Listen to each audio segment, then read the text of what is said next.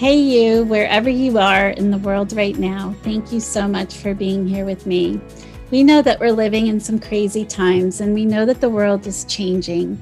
So let's create a bridge as we travel through one another's countries, removing all the labels, coming together as one people, finding our home in this one world.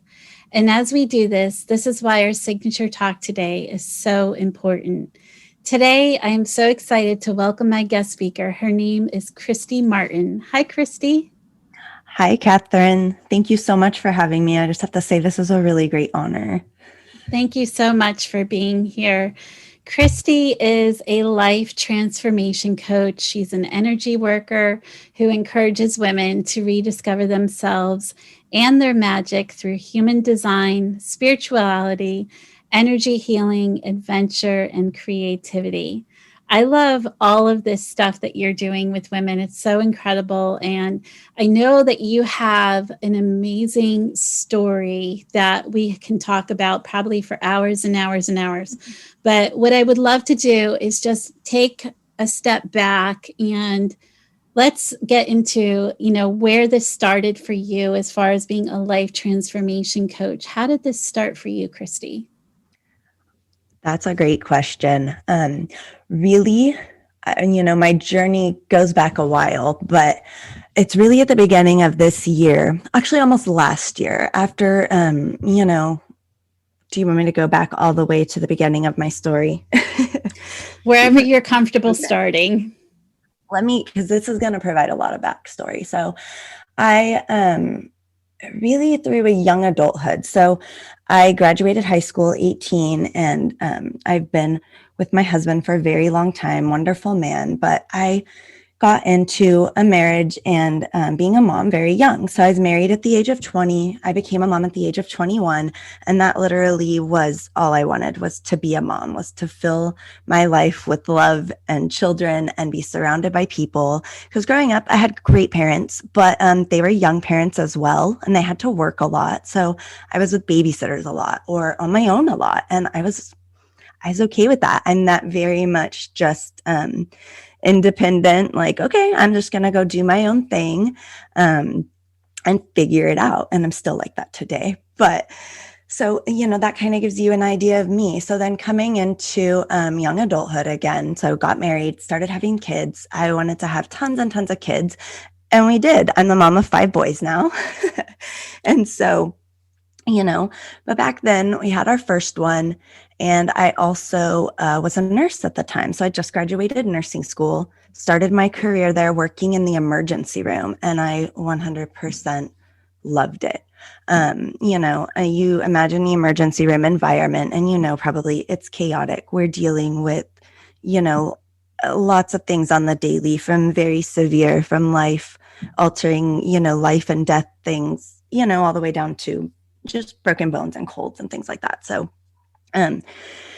it was the most beautiful experience that I had. And I had this label on myself, this label of nurse. And I was so proud of it. And I was so just lit up by what I did and helping other people and getting to go every day and just maybe change somebody's life or help be a part of something that saved a life, or just literally anything. So you can see how much I absolutely love that. But at the same time, when you think about this, and this is true for many healthcare professionals, and I didn't realize this until years later, until almost recently, but it was very traumatic. It was very traumatic for my brain, for the body. And like I said, these aren't things till I realized till later, when I would be dealing with maybe irrational fears of things, or I have this horrible fear with my children when we're out at the lake that like somebody's going to drown. And I didn't until years later put this into consideration, that it's from everything that I had seen and the trauma that I had been through with my career. So I think that that's really important to mention too, because often even the nurses that my former coworkers, when I mention it now and talk about, we've been through some really traumatic experiences. Have you considered that we're suffering from trauma just from our jobs? And many of them don't think of it that way. So I think that it's really important to point on that and to say that it's okay if you're traumatized by something that happened on the job or by, somebody that you lost or anything like that. I'm digressing a little there, but so I did that. I was in my job for 10 years. And then very unexpectedly, my youngest would have been 1 at the time. My boys would have been 1, 2, 3, 5, and 7. So they're very close together too. I was in a part of a mass layoff. And that really rocked my world because, again, we talked about these labels. I had labeled myself growing up: nurse, mom, wife, daughter. And that's all I knew was these labels. Who was I without that label of nurse? I was a mom. So I kind of threw myself into that to just, okay, being a mom, I'm going to raise these kids and I'm going to give them everything. I'm going to give them every piece of me. And if you're a mom, you know how much we love our kids and we do that. But, I lost myself in the process. And I know with many other mothers, especially, younger mothers or things like that, that's a common story that I've heard. So on top of all of that, I lost the career and I was happy to be a stay-at-home mom because that's where we originally had planned on. As my husband advanced his career, I would stay home, but I wasn't prepared for it. I was not at all prepared for all the things that came with it. So not only with the layoff, I also decided at the same time, I've also been overweight much of my life. So I decided at the same time that I was going to go ahead and have gastric bypass surgery as well. I thought, oh, this is something I've been thinking about. Now I have time off of work. I'm going to go through with that. And so I went through with that. And at the same time, so within a month, all three of these things are happening. We moved to another town. We moved to a town that was about 30 minutes away from where I grew up, where all of our friends were, our family, our support. So 30 minutes doesn't sound really far away. That's what we thought at the time. But it was also up into kind of a mountain community. So it's very isolated. We don't have, stores or restaurants or anything around us. So it is a drive to get to anywhere, anything that you want to do. Oh man. So talk about your world just really being rocked. And at this point, I was 28, 29, right in there. So right at the age of that Saturn return as well. And I just really lost myself. So after gastric bypass, I was losing the weight on the outside. Lots of things were changing for me on my outside physical appearance. I, was looking better. I was getting attention from people, from other men, from women, from anybody. Oh, you look so great. Like, you're looking so great. What have you done? And that was just, it was something that I've never dealt with before, and I didn't know how to handle it. So while I was having all these changes happening on the inside, the internal things weren't changing. The internal things were staying the same. This still kind of, who am I? This, I still look in the mirror and I still see the same person. I still see, this person maybe with all the weight on her that's been hiding, that's been insecure, that's been avoidant, that is scared to interact with the life. I really realized that. And so kind of going through all these things, being isolated, being a mom that was completely overwhelmed, 5 children that depend on you, any amount of children that depend on you sometimes is really hard, especially when you're having your own struggles of, mental health or loss of identity or loss of career, and just really trying to figure out who the heck are you, because you are more than a mom. You are more than a daughter. You are more than a wife. You're more than that label. Like, yes, you have that label. You wear that hat, but you're so much more than that. And I didn't know who I was, so just think of this person that's just like extremely lost and trying to raise these children and just trying to do her best. But, I just really kind of went off the rails. So I began drinking. And at first it was really fun. I think that that's everybody's kind of experience a lot of times with alcohol, and the way that it's portrayed in media. I could really get on a rant about that. The alcohol culture that we have and the way that it's portrayed as fun and normalized. So that was kind of my experiences with it when I started drinking. This makes me really fun. This makes me really smart, had good things to say. It made me really outgoing. It made me to where I felt like I could have a conversation with somebody, and I could be interesting and funny and pretty. And I didn't realize that all of those things were already inside of me, that and I didn't need alcohol to access those things and touch on them. So I continued this very, very dangerous dance with alcohol. It quickly spiraled to, where I was just drinking on the weekends to where it was every night.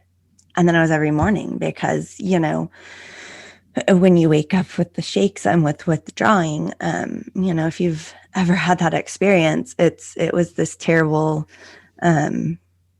just this horrible feeling. So it would be like, okay, we drink again to get rid of that. And it just really spiraled from there. So in the midst of all of that, I was also doing just some part-time nursing and just really lost myself. That's where it really went. I was having trouble in my marriage because of the alcohol addiction. I was making really poor choices, drinking and driving, sometimes with my kids. I one time got in an argument with my husband, and we went and I took the kids and rented a hotel room and, left them up there, and he came to find us, and I forgot where the kids were.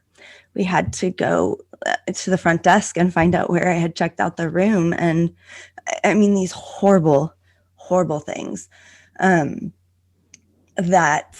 I was just spiraling. I had no regard for my own life and no regard for the life of others. And it all finally came to a head one day when I got into a car accident. Thank God I was on my own for that one. And, my husband kind of said, we can't do this anymore. So you have to go get help. And I didn't want to go get help. I knew I needed help. I knew that the space that I was in, drinking all the time, drinking and driving, I don't care for my life. I don't care for the lives of others, obviously. And this is also after things like I had developed some suicidal ideation and depression. And I would do things like telling my husband, don't go to work today, because if you do, I might kill myself, or I might cut myself, I might self-harm.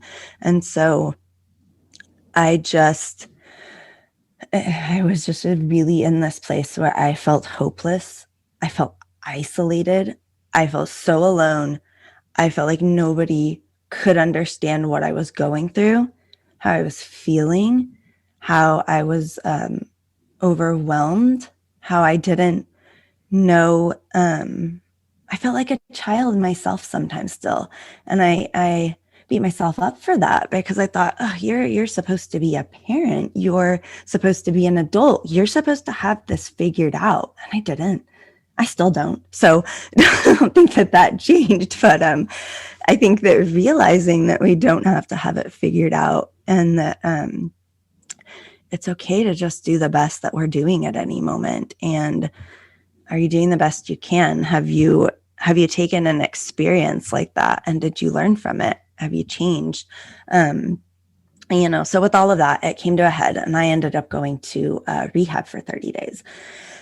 And let me tell you, that was one of the hardest things I've ever done. I was there, and I was very selfish about it. I showed up there. I didn't want to be there in the first place, because I had to go for 30 days. I had to leave my kids. I had to leave my husband. I was 4 hours away. I was very worried about, what are they going to eat? Are you going to feed them pizza and McDonald's the whole time? Are you going to do homework the way that I did it? So, it was just all of these things, and I was very angry. And I remember my second day there, where I was sharing with one of the counselors. I told her, I can't be here. I have to go home. Like, I can't do this. My kids aren't going to survive 30 days without me, and this and that. And she said something that kind of rocked my world. She told me, you're being very egocentric and selfish. She goes, do you think that their world and your world like revolves around you? She goes, they're going to be fine without you. And that, of course, I was kind of mad at first, because I was like, well, of course their world revolves around me. They're going to eat McDonald's and pizza for a month now. Like, who's going to make sure that they're eating broccoli? And, but I had to I mean, that really got me thinking. And because I had called my husband and told him, I'm not staying. Like, you guys can't do this 30 days without me and this and that. And after she told me that, it really shifted my perspective. And I thought, wow, that is kind of egocentric. Why would they not, why would they not be okay without me? Like, they are going to be okay without me because I'm here right now getting my stuff together.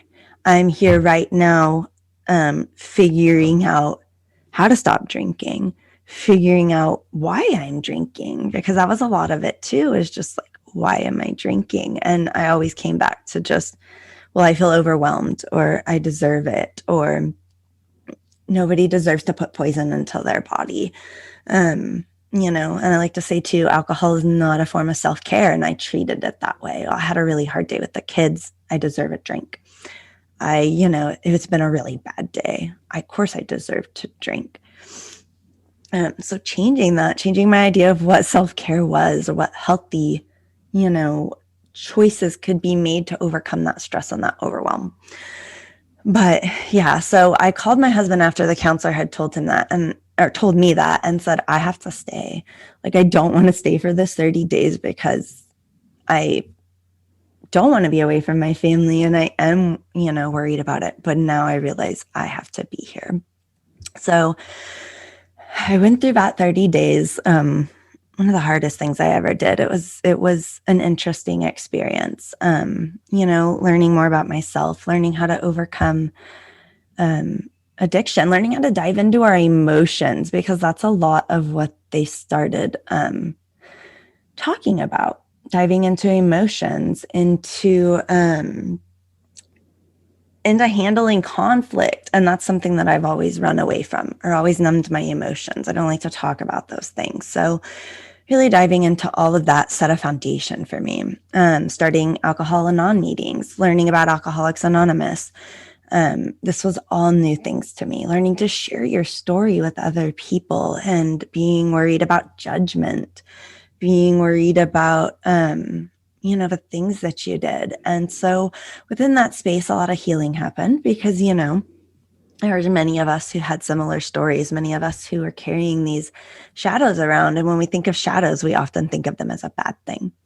We often think of things like addiction, depression, suicide, mental health struggles, relapsing, any of those things that, we consider almost shameful, or that we don't maybe like those pieces of us. We consider them the shadow. And I think that instead of denying that, we can integrate that into ourselves. So it was really a space of being in other people who were dealing with shadows as well, and us really starting to bring those to light. So like I said, it set a foundation, and I finished up rehab and I left, and I was dropped right back into home life. So it was very, very easy while in rehab to stay sober, because you're in a very controlled environment. So I highly recommend that if, somebody is struggling with addiction and you need that removal from your environment, rehab is a great option. And like I said, it set a foundation for me, but I didn't realize coming back, when I dropped back into my same environment of kind of overwhelm, I didn't know how to cope again.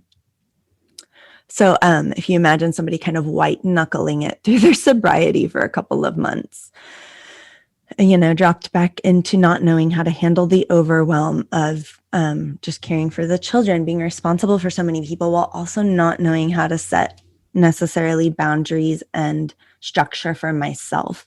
I've found that that's something I struggle with, setting that for myself, which in turn has led to struggling with setting that for my children. So couple of months out of rehab, I relapsed again. And I immediately got a DUI. And that time I had my kids with me. So I got to go spend the night in jail, and got to go navigate a court system and child abuse classes and the loss of my nursing license. So I really, at this point, felt like I was at the lowest of the low.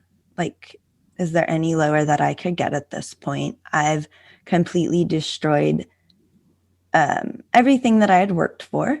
I mean, my family, I still had my family. So I can't say that I destroyed nearly everything, but I was just in a really hopeless space of like, what now? What now? I've destroyed everything. And so it really just became this process of rebuilding from the ground up. I was in Alcoholics Anonymous for a little while and kind of fell out of that for different reasons. And then I found myself really kind of in this service and volunteering space. I started running a nonprofit foundation for one of our local school districts. And that's where I really began to find myself again, is by kind of getting outside of myself, getting outside of my head, getting outside of the chatter that went on.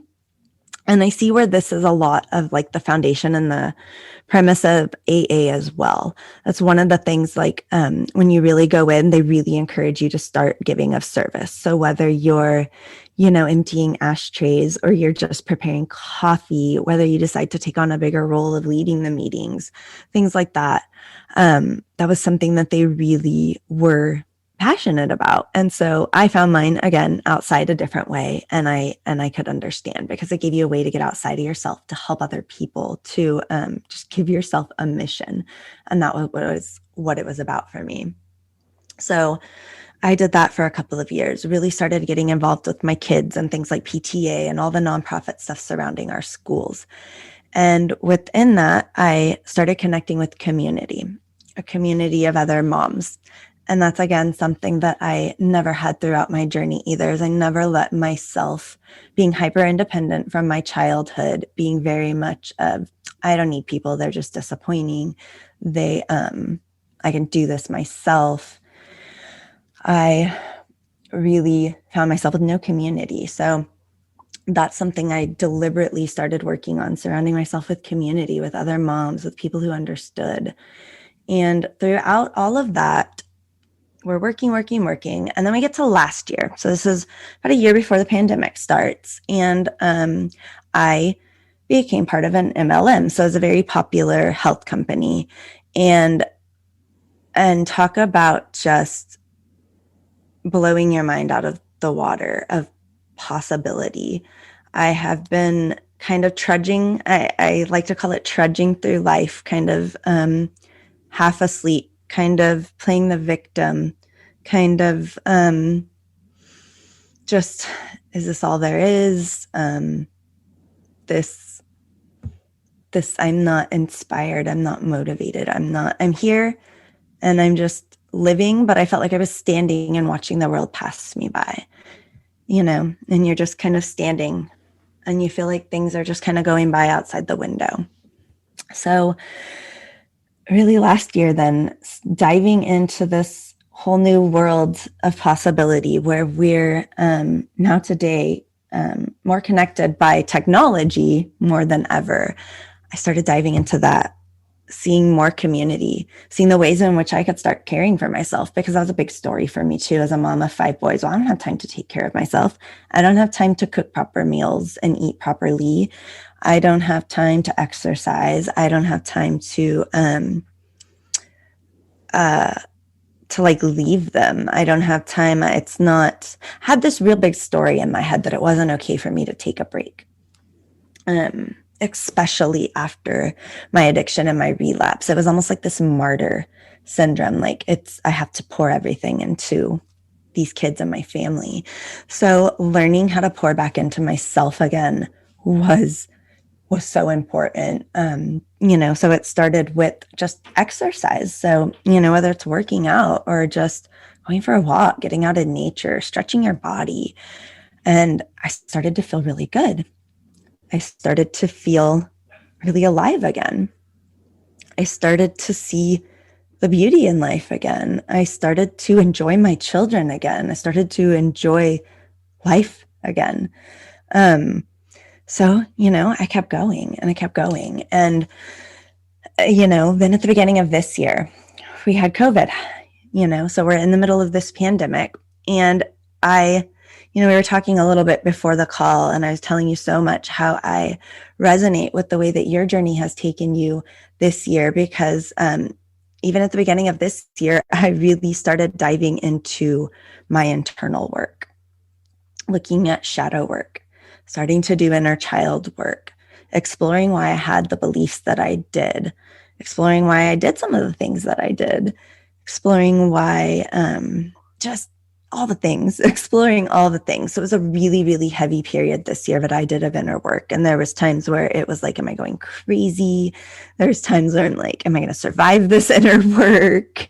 And just really leaning into that inner work, really leaning into my intuition.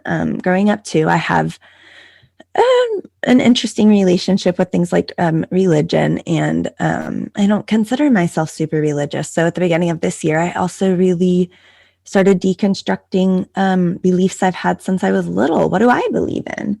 What world have I constructed for myself versus what I've been told? So it's really been this beautiful journey of self-discovery. And I declared at the beginning of my birthday's in February, I said, I'm going to do one new thing a week, because I'm tired of having excuses. I'm tired of telling myself that I can't do this, I can't do that. Like, no, there's a way. So I started, my very first thing that I went and did was I went and got a Reiki session done. I'd been learning about Reiki, about energy healing, and I was fascinated by it. And I had that done, and it really was a catalyst for me to start this life transformation journey next. It's taken me 20 minutes to get around to my story of how I became a life transformation coach. I promise I'm wrapping up soon. And so, starting at the beginning of this year, it just really evolved into, I call it a spiritual awakening for me, a life awakening for me of, Kristy, what are you doing here? Like, what are you just spinning your wheels? You have this incredible platform. You have this message. You're scared to share your message. You don't have confidence in yourself. We understand that. But you have all of these things inside of you that are so untapped that, are incredible. Like, what are you doing? And so this really began a spirit-led journey of just like leaning in and saying, okay, I'm going to trust, I'm going to tap into my intuition. I'm going to tap into my higher self. I'm going to tap into my higher power, the universe, and I'm just going to go where it takes me. And holy cow, has this been a year, an incredibly transformative year. I started my own podcast back in April, and I thought, what am I even going to talk about? So the name of mine's just the Self Project Podcast, and it's literally that. It started out all about, I just want to help people on their own personal growth journeys. I want to share my story of addiction. I just want to give people hope that, like, no matter how you're feeling, like, if you're feeling overwhelmed, you're feeling just lost, like you don't know who you are, you're feeling isolated, you're feeling like nobody understands you, you're feeling however you're feeling, that like that it's okay, you're not alone, and you can take this story, and you're going through, I truly believe, and it took me getting outside of this years later, I truly believe that everything we go through is absolutely for a reason. We're here to learn a lesson from it, here to maybe help somebody else with it. I think that, me not sharing my story of addiction, I was terrified to share this, especially with people that knew me. This is something that I kept very kind of closeted. I did not want people to know that I was an alcoholic or recovering alcoholic, that I ever had any problem with it. And so overcoming the shame of that, working through that. And I thought, why did you go through that? You didn't go through that to keep it hidden. You went through that because you now need to share. And I like to see myself as kind of a guide with a flashlight that turns around and says, hey, I've been through this. I was right where you are. I went through addiction. I almost killed myself drinking alcohol. There's times that I woke up and I didn't know where I was, and just these crazy things that I probably should not have survived. I most definitely had guardian angels on my side half the time through half of this stuff that was going on. But coming the other side of it, it's truly my hope to kind of shine a flashlight back into the darkness, for those people who can't see the light, for they can't see the way out. They can't see any hope in the situation. When you're in the middle of it, it's hard to see the hope. But just knowing, I hope that one person could hear my story and hear like, oh, okay, she got through something similar to me. Like, maybe I can do this. Yeah. So that's my hopes. It's a powerful journey that you've been on, and yes, it's a long process in your walk and what you've done, and decades, right? This has taken decades to condense into, as you said, 20 minutes or whatever it's been in the process that you've shared. But, it's really interesting because I know somewhere in the world right now, somebody's listening to this and they too are a 20-something-year-old that's starting a family, or, maybe they're in their 30s or 40s and they've recognized that they've lost a piece of themselves because they've been so involved in doing everything for everyone else that they've given away everything they have and haven't really kept anything for themselves. If you had advice for your 20-something-year-old, your 30-something-year-old, what would the advice be that you would give to yourself? I love that. My advice that I would give to my 20-year-old self is that there is a world of possibility out there. I had really put things into a box. I had really limited myself on, what I could do, what I was about, what my purpose was here. So I think that it would really just be about keeping yourself open to that childlike possibility. That's something that has been really powerful for me coming back to. I do have a very childlike personality, and actually, with my human design, one of my life purposes is just to have new experiences, to experience new things, and to share those with other people. And so I would tell my 20-year-old self, those possibilities and those experiences, don't put them in a box, because it could literally be anything, that you are, maybe trying something new, that you speak to a new person, you make a new friend. Don't close yourself off.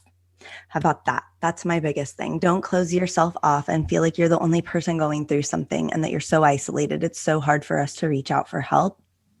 And that was a really big thing for me, is I would close myself off. I have this handled. I don't want anybody to know what I'm going through. I don't want anybody to know that I've kind of lost this light inside of myself. So I think that would be my message to my 20-year-old self. Don't shut yourself off. Don't close yourself off to possibility and people and community and help. Don't close yourself off to help. Don't be afraid to ask for help. Why is that so hard for us to say, I just need a break. I just need a little bit of help. I just need somebody to talk to. Well, it's interesting because earlier you were talking about the messages that media sends out about drinking, and it is a bombardment of messaging that this is how we do celebration. This is how we do stress. This is how we do sadness. I mean, there's so many labels that are put onto this to try to make us feel like in the space that we're living in is okay, when in reality, it's actually creating a lot of self-harm.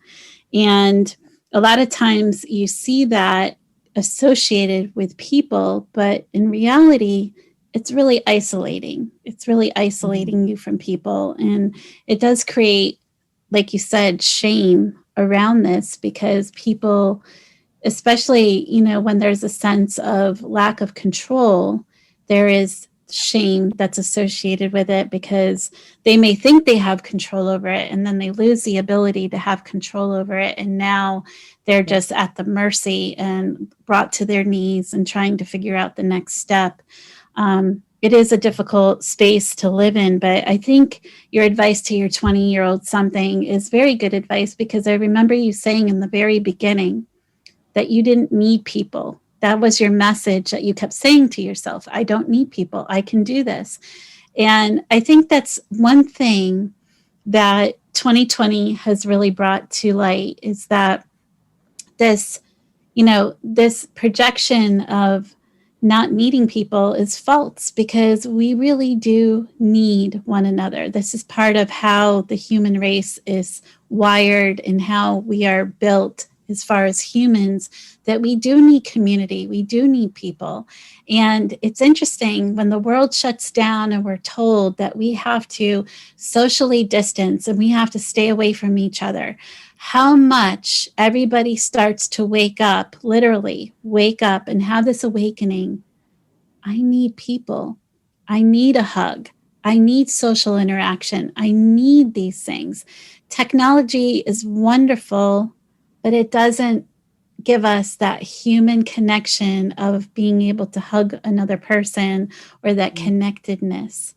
And I think that's something that if anybody during 2020 hasn't become cognizant of, it's definitely brought this awareness to people. The other thing I think has really brought awareness to people is this inner work of going inward into our inner spaces. And as you say, you dealt with some of the shadows and you've done some of the work during 2020. And I think that's really amazing, Kristy, because most people have been living their life chasing something, right? Whether it's their careers or trying to stand up to this ideal image of what it is that they would be to the world. The stress of that has been compounded with, now we are in a pandemic and now we have to live with these circumstances that are outside of our control.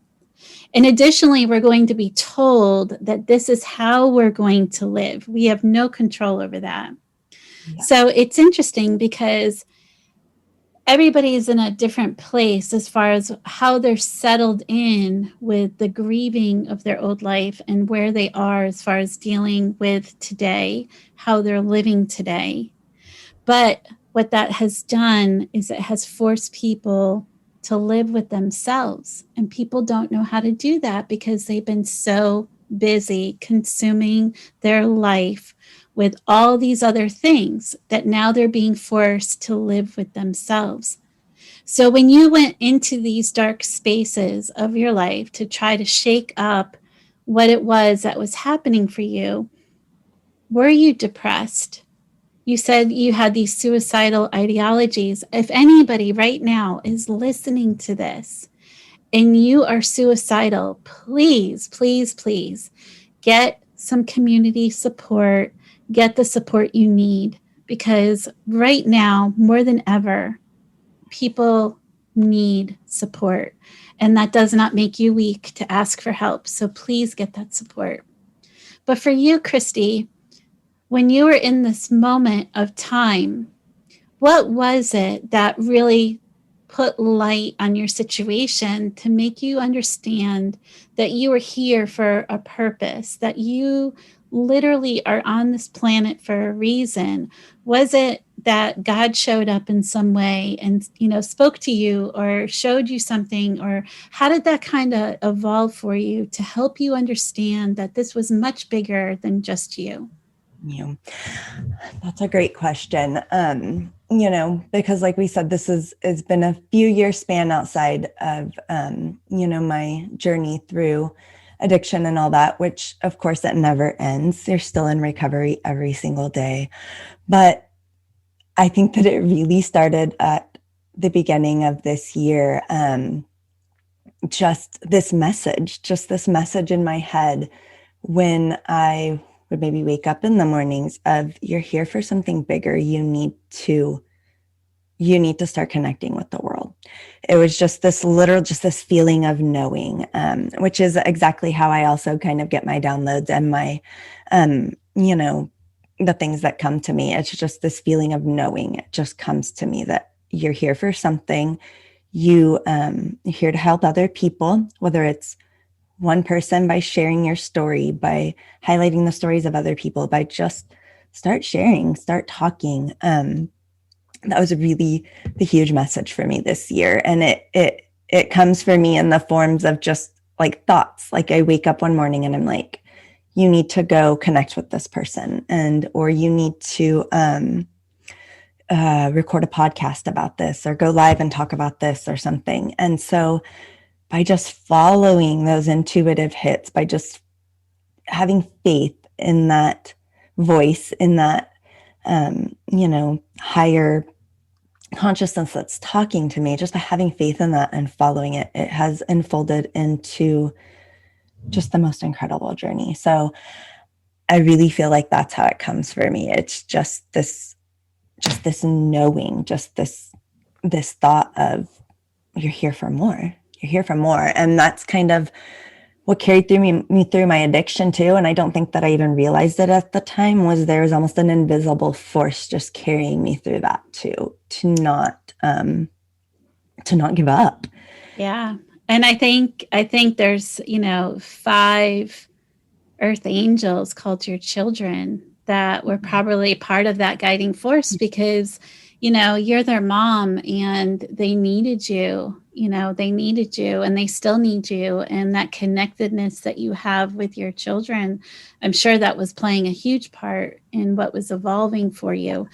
And I appreciate so much you sharing your story today, because I've had other shows where I have talked to a recovered addict, and I do understand that every day is a process, and moment to moment, that is a decision.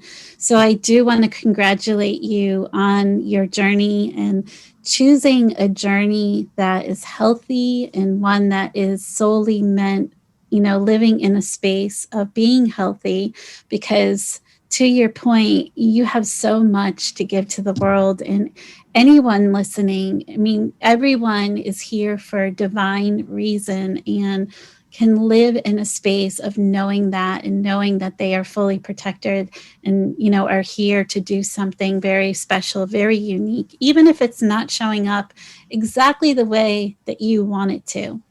It may not show up exactly the way that you want it to, because it may take time for it to reveal itself. It may take time to show that you have been gifted an experience, because we're preparing you for something else. We're getting you ready to give to the world a much bigger experience, because you are going through this experience so that you can teach or tell your story or whatever it is. So, Kristy, I love that you're able to do that. And I just wonder, as far as at one point you had talked about the shame that you felt, I wonder, how did you really overcome that hurdle of feeling the shame? Is that primarily just, by getting out in front of people and talking more about your story, or what does that look like for you? I would have to say that it's definitely that. Just beginning to share my story. I started in a very small kind of safe space.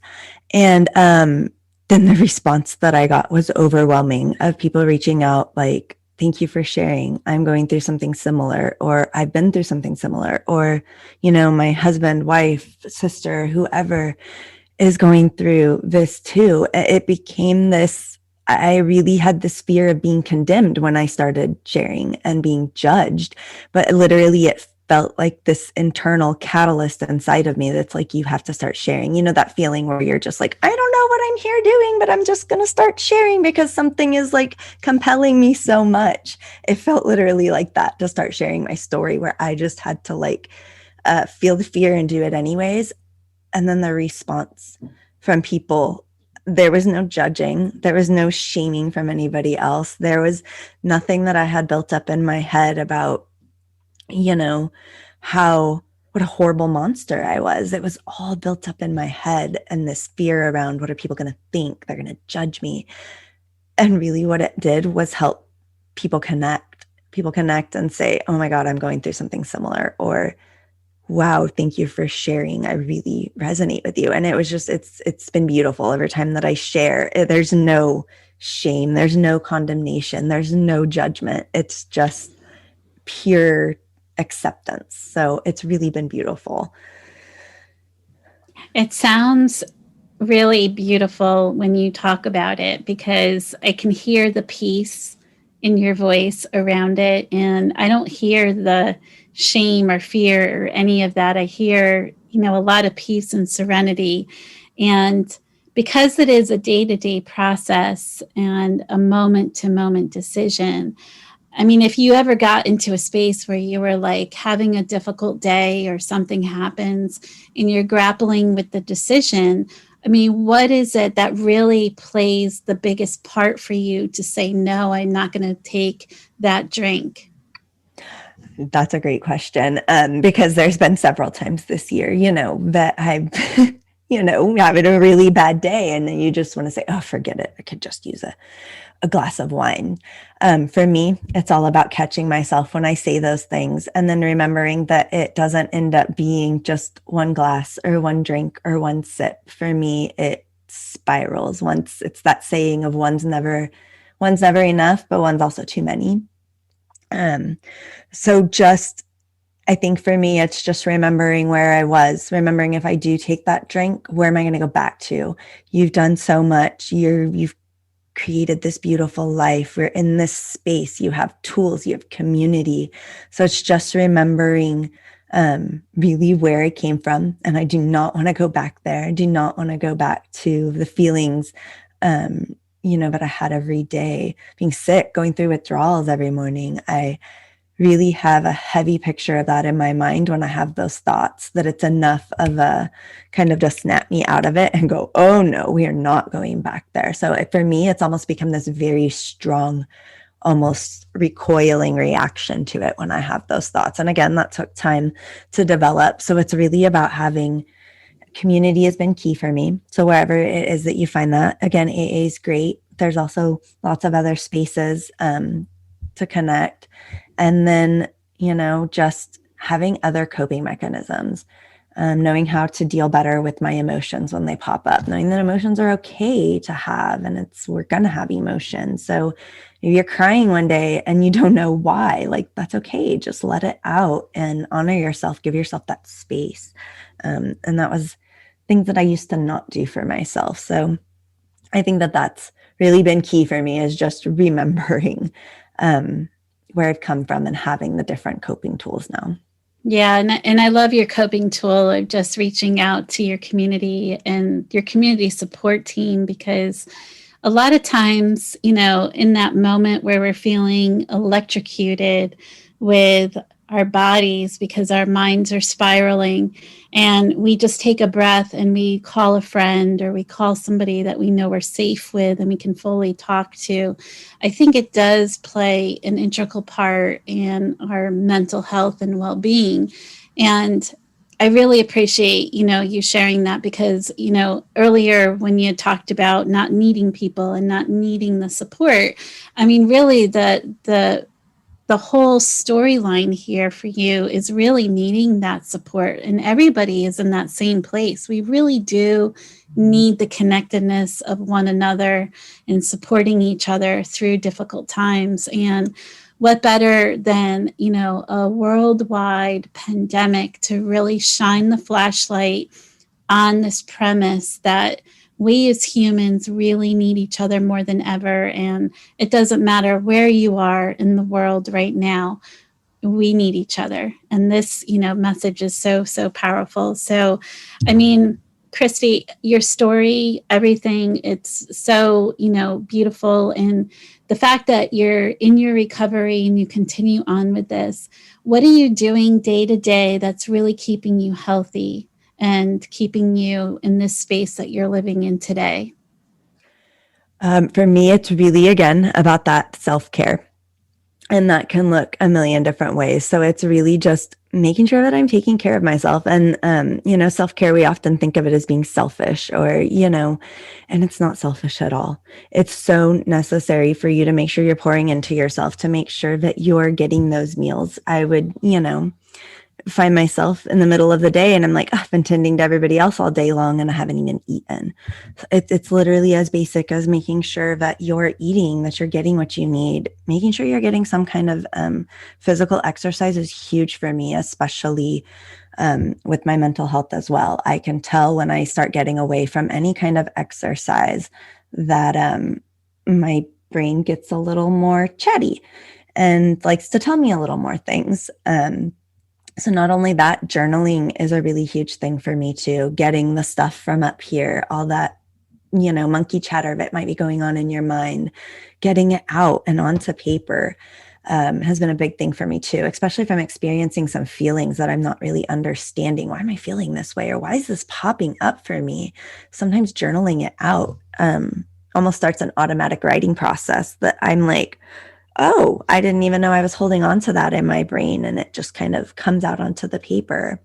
Another really big thing for me is just what are you consuming? Being really mindful about my media and the things that I'm reading, the things that I'm checking on social media, unfollowing people that I had to unfollow. Unfollowing news stations has been a really big thing for me right now because they're really bombarding us with so much fear right now that I have to put it down sometimes. I'm like, I can't swim in that right now because it's like you said, they have this whole psychological game going on.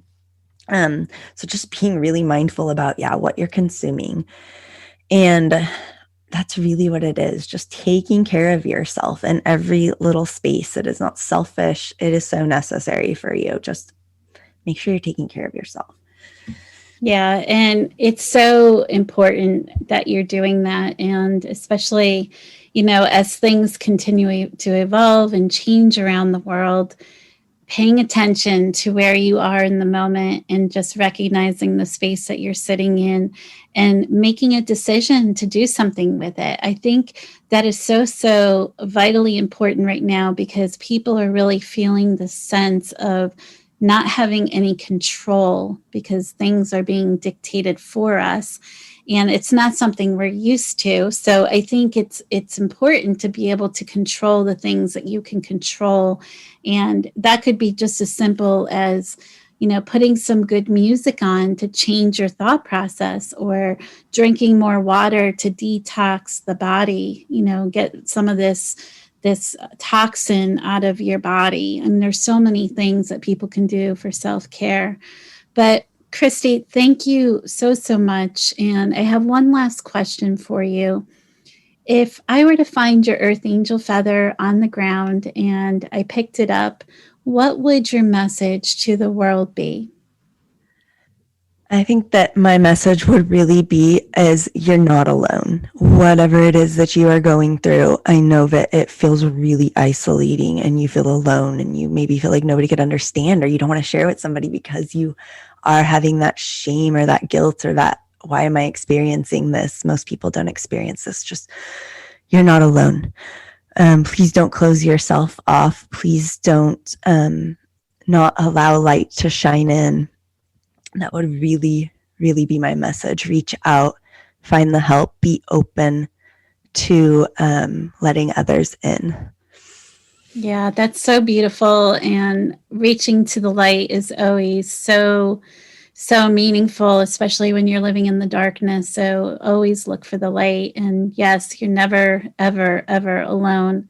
I couldn't be more, in alignment with that thought process, especially when we're surrounded with earth angels and a higher power. We've got, our higher power with us, and wherever you are in that space spiritually, there's something bigger than yourself that is part of all of this. So yes, you're never alone. Kristy, thank you so much. I'm so filled with gratitude for your time today and being with me in the audience. And I just am so appreciative, and I wish you many, many years ahead with your sobriety and just continued health. But thank you so much for today. Thank you so much for having me, and thank you for doing what you're doing because this is really important. And so thank you as well. Thank you. And this is Catherine Daniels with Retreat to Peace, reminding you to live your authentic life with peace. And as always, retreat to peace, and we'll see you next time. Do you know anyone who is divorced? Maybe it's you who went through a divorce. Maybe you're contemplating divorce. A lot of people, when they get married, they never imagine that their relationship would fall into a million pieces and they would end up in a state of divorce. Personally, I've been through this and was married for 20-something years to my college sweetheart, and it fell apart. More and more you hear about relationships not working out as the kids get older and they leave home, or even when they're real young, things aren't meshing, things aren't working out too well. But regardless, when you go through a divorce, there's all kinds of emotions and feelings that are wrapped up in them. There's all kinds of grief that you experience and go through. There's also a feeling of shame. I remember there were people in my life that didn't fully understand what it was that I was experiencing. Because they couldn't understand it, they chose to remove themselves from my life. So I had to go through this massive shift to reinvent my circle of friends. And that was very painful because it wasn't just my ex-husband that was leaving my life. It was also other people that I deeply cared about that were part of my life for a long period of time. And the same was true for him. So next week, I have an incredible interview that is all around this conversation around undoing shame around divorce. Terry Vanover will be my guest, and we will discuss all of these things that people experience when they go through a divorce. If you're interested in getting onto our mailing list, please email at retreattopeacellc@gmail.com. I hope you have a beautiful week, and we'll see you next week. And as always, retreat to peace. We'll see you next time.